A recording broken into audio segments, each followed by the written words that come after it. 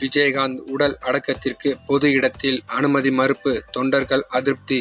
நடிகர் விஜயகாந்த் உடலை பொது இடத்தில் அடக்கம் செய்வதற்கு தமிழக அரசு அனுமதி மறுத்துள்ளது. தேமுதிக தொண்டர்களையும் ரசிகர்களையும் அதிர்ச்சியடை செய்துள்ளது. முன்னதாக தேமுதிக நிறுவன தலைவரும் நடிகருமான விஜயகாந்த் இன்று காலை காலமான நிலையில் நேரில் அஞ்சலி செலுத்திய முதல்வர் ஸ்டாலினிடம் நடிகர் விஜயகாந்த் உடலை பொது இடத்தில் அடக்கம் செய்வதற்கு விஜயகாந்த் மனைவி பிரேமலதா கோரிக்கை வைத்த நிலையில் பொது இடத்தில் அடக்கம் செய்வதற்கு அனுமதி மறுக்கப்பட்டுள்ளது.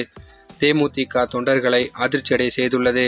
இந்நிலையில் தேமுதிக கட்சி அலுவலகத்தில் நாளை மாலை 4:45 மணிக்கு விஜயகாந்த் உடல் நல்லடக்கம் செய்யப்பட உள்ளதாக அதிகாரப்பூர்வமாக அறிவிக்கப்பட்டுள்ளது.